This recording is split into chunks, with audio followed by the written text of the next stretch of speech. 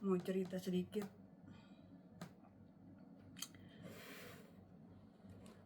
Hari Rabu kemarin tanggal 12 November. Mungkin hari yang paling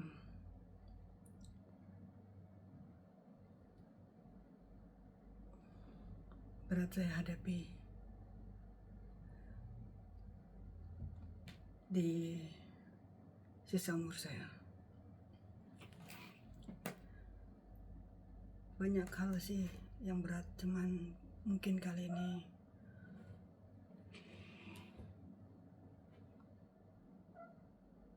teguran yang diberikan ke saya.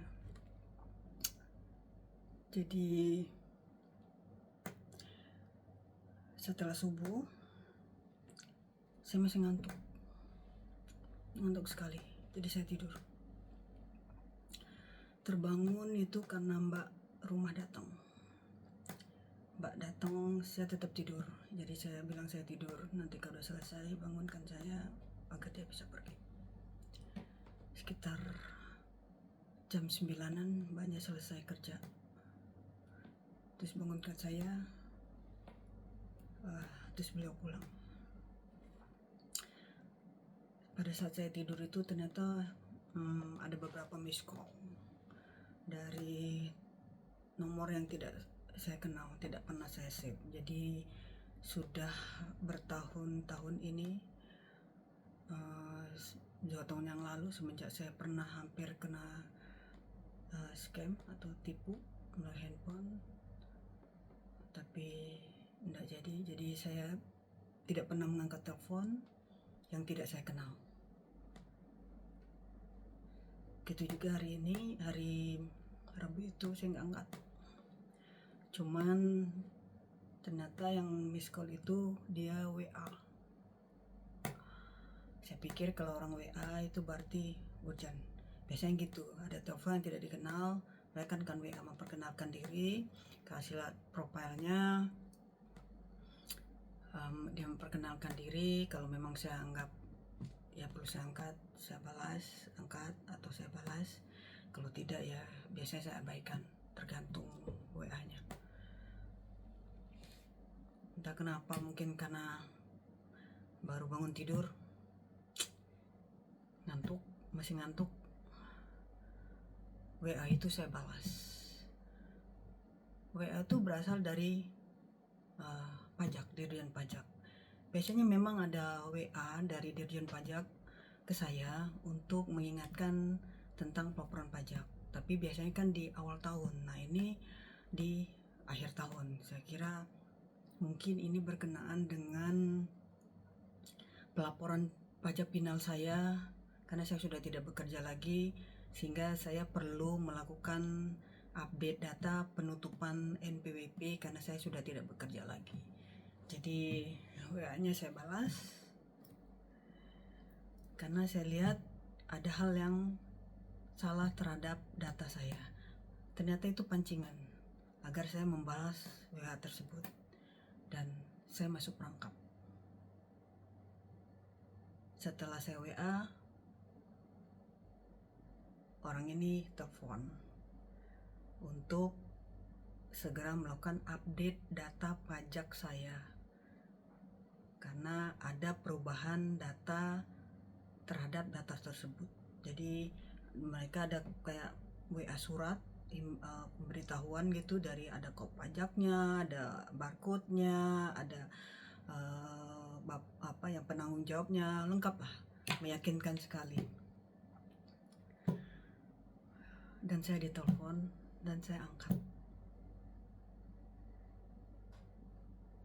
Yang biasanya saya sangat teliti, sangat ketat terhadap telepon seperti itu, saya lengah. Saya respon telepon tersebut dan terjadi komunikasi. Saya tidak mengklik link pada saat itu.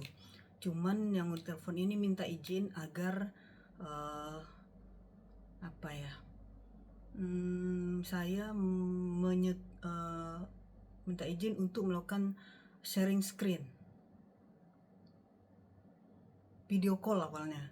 Tapi saya bilang kenapa tidak ada video, penampakannya. Oh ya Bu, ini kita hanya sharing screen saja, gitu.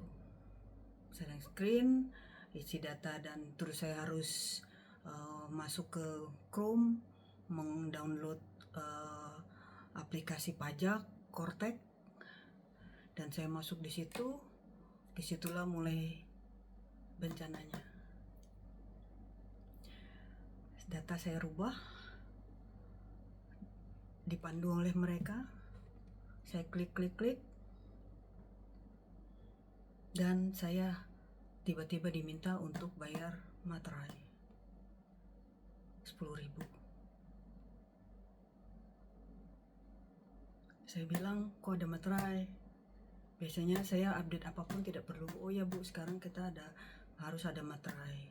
Ibu harus bayar di transfer atau apa? Saya bilang saya nggak mau transfer.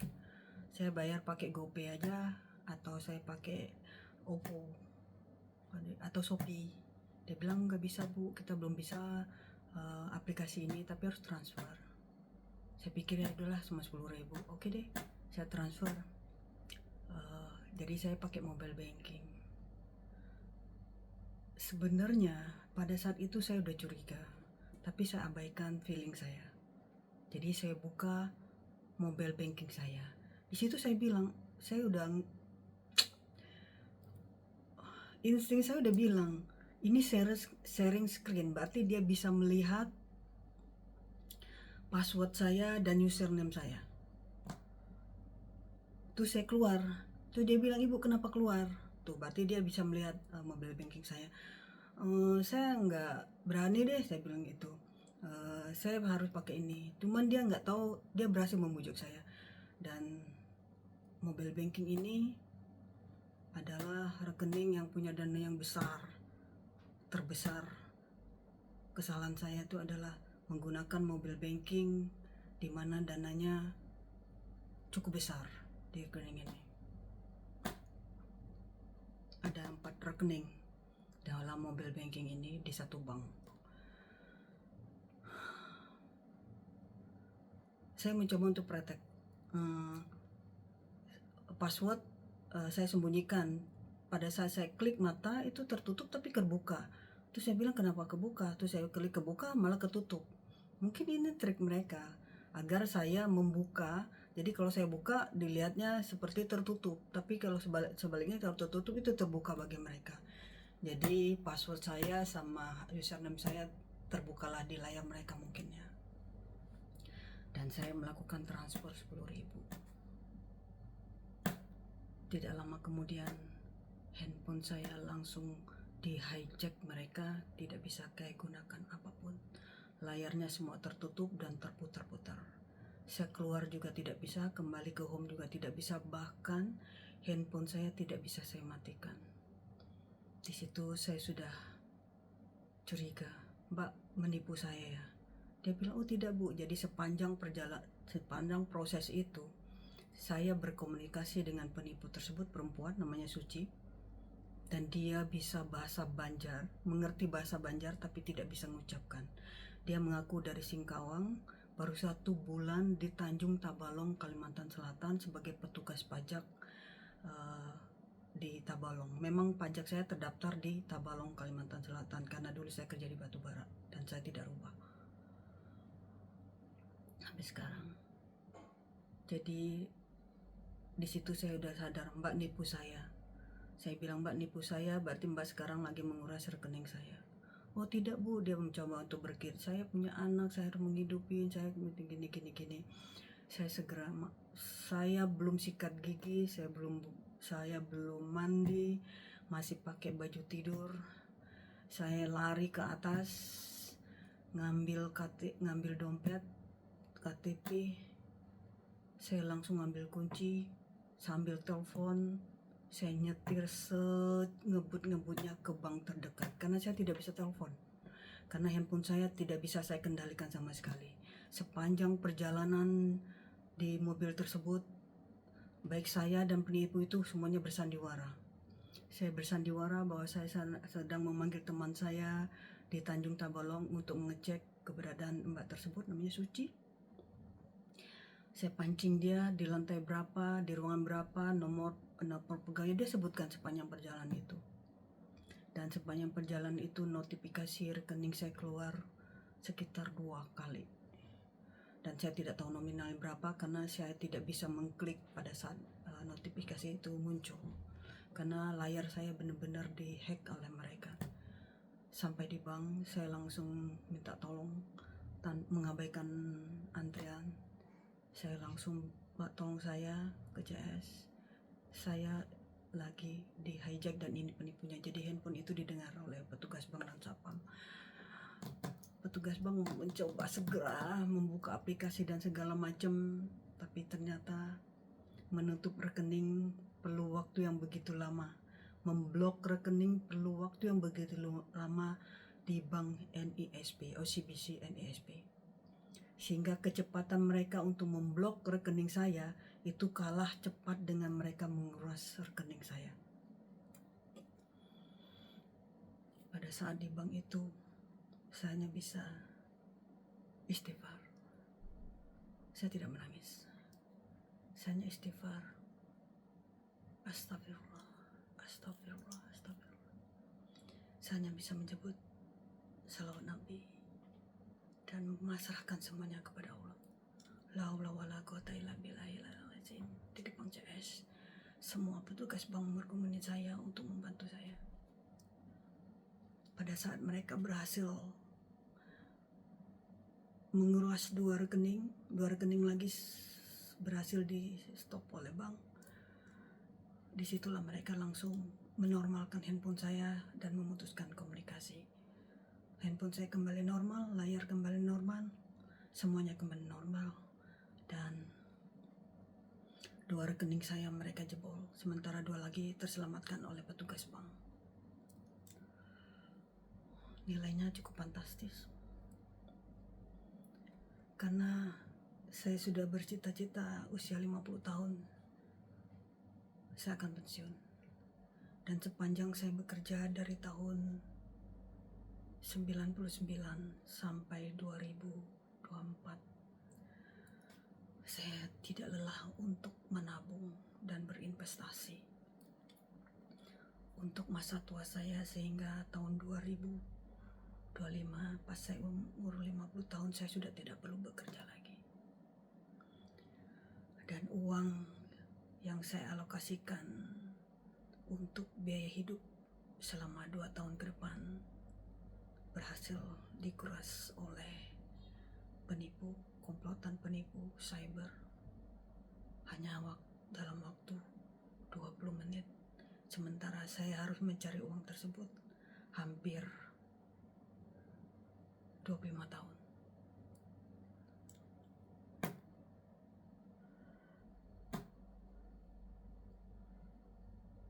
Yang seharusnya uang itu yang mereka berhasil kuras bisa memenuhi semua kebutuhan saya untuk 2 tahun ke depan. Karena saya sudah memprepare kebutuhan saya setiap tahun, termasuk untuk bayar asuransi atau apa, udah saya alokasikan.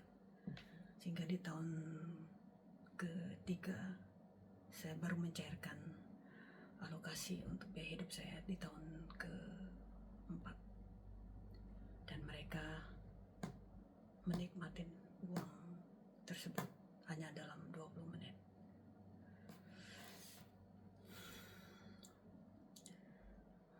Dari bank, saya ingat, saya langsung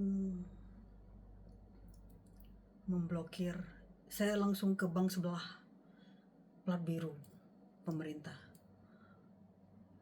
Saya juga motong antrean. Saya bilang, tolong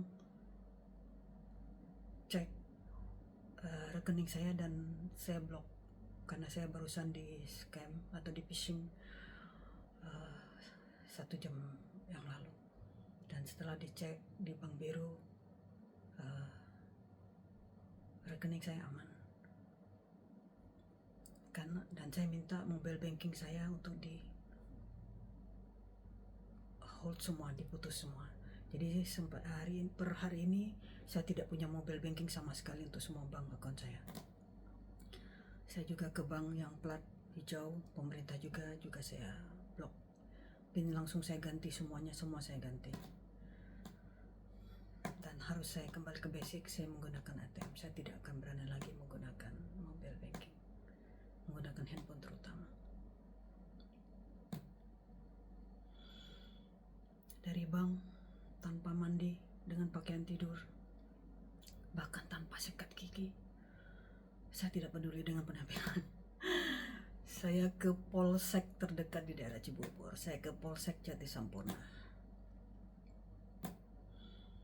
Dan setelah diterima di polsek, polisi katanya ini kejahatan cyber. Saya diarahkan tuh ke Polda Metro Jaya agar lebih cepat, mengingat dana yang hilang cukup besar. Karena kalau melalui polsek itu mereka prosesnya lama. Tapi kalau saya pikir bukan karena itu. Karena kalau di polsek atau mungkin di polres, mereka tidak terbiasa menangani kasus cyber. Mereka hanya kriminal umum. Jadi akhirnya sekitar bayangin dari jam 9:30, jam 9 proses itu, jam 1 baru selesai. Saya akhirnya pulang, saya mandi. Dan saya dibantu WA oleh Bank NISP untuk menyiapkan data. Hari itu juga saya ke Polda Metro Jaya sebelum 1x24 jam. Perjalanan ke Metro Jaya juga harus saya pikirkan dengan matang, mengingat itu hari kerja. Dan saya coba lihat Google Map, saya tidak yakin bisa sampai kalau saya nyetir sendiri. Jadi akhirnya saya putuskan naik LRT. Saya tidak tahu ya, saya tidak menangis sama sekali. Saya tidak menangis. Sedih iya, kecewa saya, tapi saya tidak menangis. Saya stres mungkin. Jadi saya tidak makan, tidak sarapan. Dari jam 2 itu saya berangkat. Saya hanya sempat beli aqua di LRT dan bolu kukus gitu. Saya ambil di kulkas, ada bolu kukus. Saya masukkan tas, saya berangkat di LRT. Dan saya berdoa sepanjang jalan. Saya membaca surat Al-Ikhlas, saya membaca salawat Nabi, saya membaca ketawakalan. Ya, kalau memang bukan rezeki saya bilang ya saya ikhlas. Tapi setidaknya saya berusaha untuk lapor ke polisi agar itu diproses, pelakunya ditangkap dan uang saya bisa kembali. Alhamdulillah. Kalaupun tidak bisa kembali, ya saya anggap mensucikan harta saya kembali, dan saya anggap sedekah. Saya ridho ya Allah, saya bilang.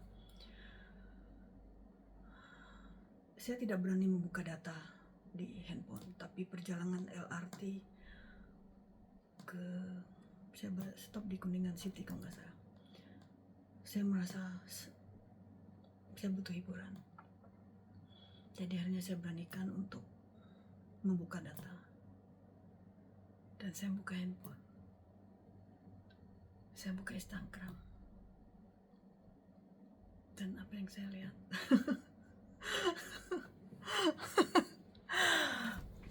Mungkin Nesha kalau denger ini, lihat ini akan ketawa.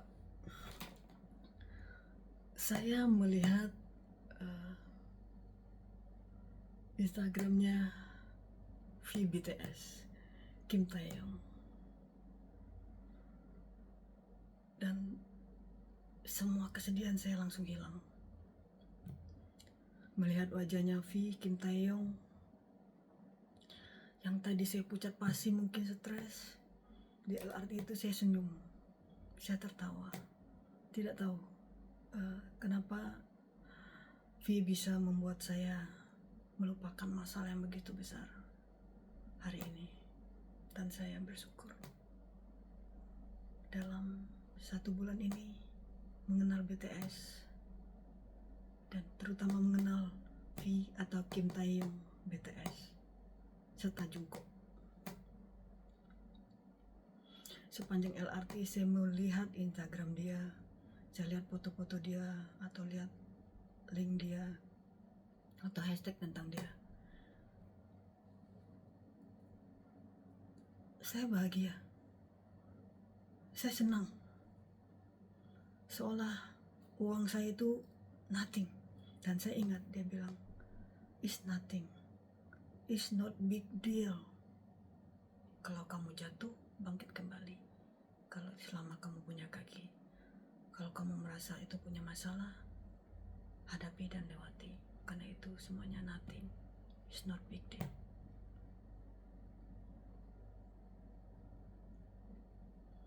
Tentu saya ditelepon oleh support system yang ada di sekitar saya, yang menguatkan untuk saya sabar dan tabah. Saya bersyukur mempunyai support system yang sangat mendukung saya.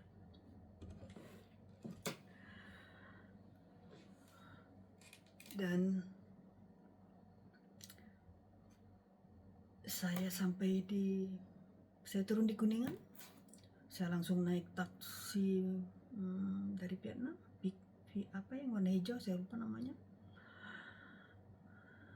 Saya diantar dan bapaknya baik, ibu, daripada ibu muter, ibu mau ke Mall dan Metro Jaya, katanya ibu nyebrang aja. Sampai di Mall dan Metro Jaya, saya mendaftar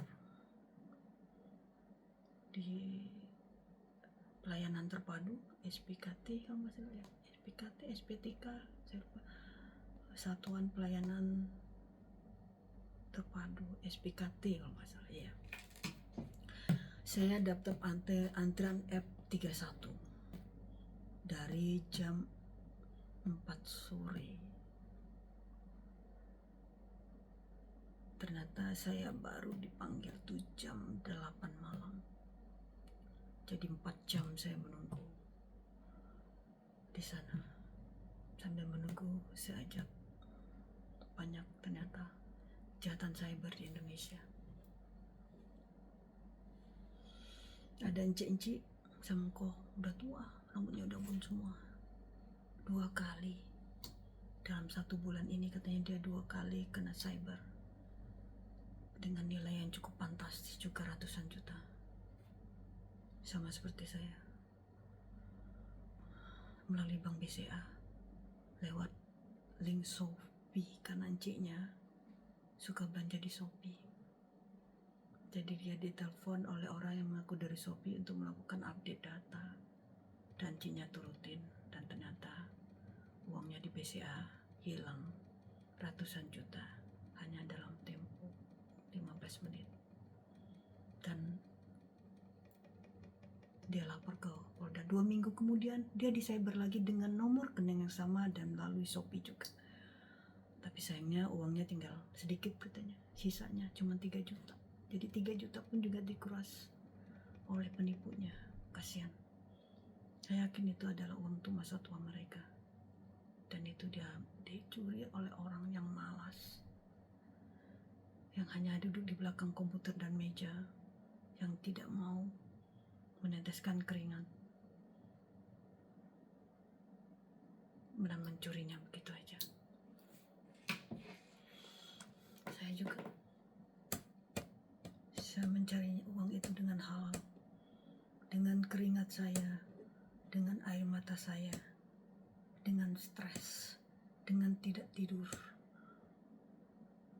dengan tenaga saya, dan hilang dalam waktu 20 menit.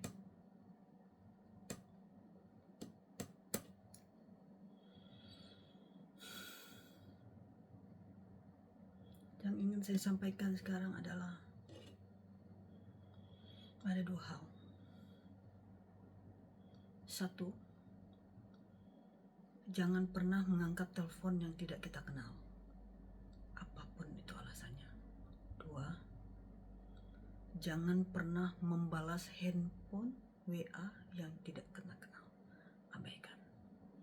Jika kita ingin melakukan update bank, update data KTP Dukcapil, update jam sostek, update NPWP, atau update apapun, lakukan ketemu mata secara fisik, datangin kantornya. Itu jauh lebih aman. Yang kedua, Jika memang kita sudah terbiasa dengan mobile banking, karena memang sangat dimudahkan, saran saya adalah rekening yang ada di mobile banking tidak lebih dari 5 juta rupiah. Jika sudah habis 5 juta, kalian isi dari nomor rekening lain. Nomor rekening lain itu jangan pernah sekali-sekali ada mobile banking, cukup ATM saja. Jadi pada saat rekening mobile banking sudah habis dananya, diisi kembali. Itu jauh lebih aman, sehingga kalaupun terjadi hal yang kita tidak inginkan, ya paling kerugian kita cuma 5 juta atau berapapun lah. Tidak semua rekening kita. Jadi saya anjurkan untuk membuka lebih dari satu rekening di bank yang berbeda, jangan satu bank.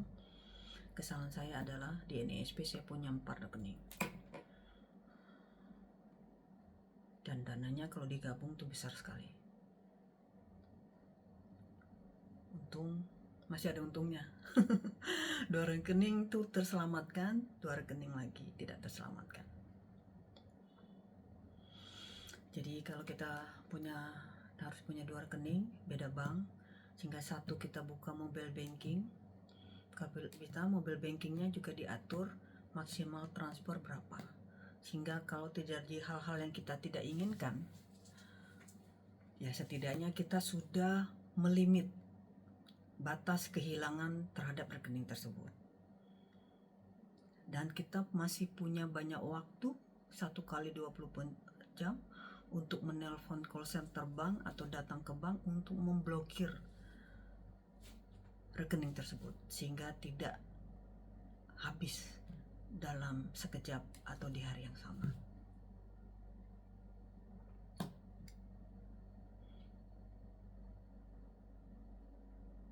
Itu. Yang ketiga,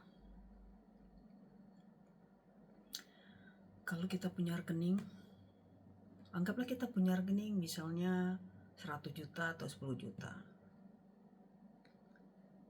Di rekening yang misalnya tidak ada mobile bankingnya, itu lebih baik kalau misalnya 100 juta, lebih baik 75 jutanya dalam bentuk deposito jangka pendek, misalnya 3 bulan atau 6 bulan, di mana itu otomatis bisa diperpanjang. Sisanya 25 juta, sehingga untuk memenuhi kebutuhan kita mentransfer ke rekening yang punya mobile banking atau hal yang mendesak yang kita perlukan. Sehingga kalau terjadi hal-hal yang kita tidak inginkan, hanya misalnya 25 juta yang hilang, sementara yang deposito itu tidak bisa dicarikan oleh penipu, karena untuk mencarikan deposito kita harus ketemu muka dengan petugas bank. Dia perlu KTP dan tidak bisa dicarikan melalui mobile banking atau melalui online. Dan kalau kita tidak punya dana yang jauh lebih, ya lebih baik kita beli suku atau beli saham. Itu jauh lebih aman. Beli saham juga saham yang blue chip aja, letakkan uang kita di situ, misalnya beli saham BCA atau BBRI, Bank BRI atau BNI atau Mandiri atau apalah, 100 juta, ya sudah, tidak usah diotak-atik, dimana mereka akan bagi dividen kita setahun sekali atau 2 tahun sekali, setahun 2 kali masuk ke rekening kita. Tapi setidaknya dana kita aman atau deposito. Jadi itu musibah saya di hari Rabu kemarin. Sekarang saya masih menunggu panggilan dari Polda untuk proses berikutnya sambil melengkapi berkas. Semoga pelakunya ketangkap dan uang saya bisa kembali. Kalaupun tidak, ya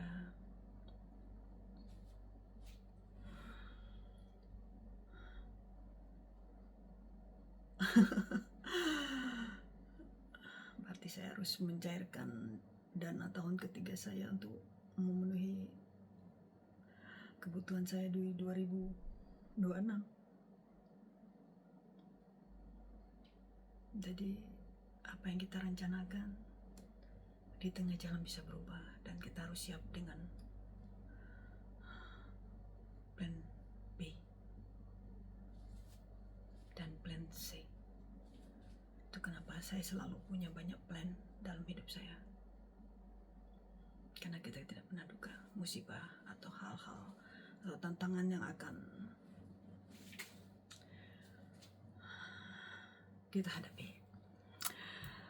Oke, hanya sharing. Mungkin ini tidak berguna bagi orang, tapi ini mungkin bisa jadi kenangan buat orang-orang di sekitar saya, keluarga saya, support system saya, bahwa saya pernah hidup di dunia. Di usia saya yang akan 51 tahun bulan ini, saya mendapatkan hadiah ulang tahun yang begitu besar dari Allah. Nikmat cobaan atas perubahan rencana A saya menjadi rencana B. Dan selama dari Rabu, Kamis, Jumat, Sabtu, Minggu sekarang, saya hanya bisa berdoa.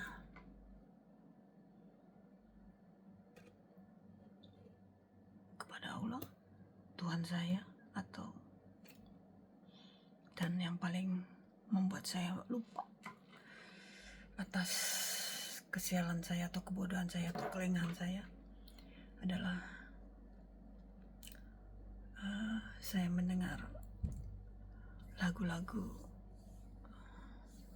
dari BTS, lagu-lagu dari Harry Styles yang membuat saya sedikit terhibur, lupa. Mungkin kita bisa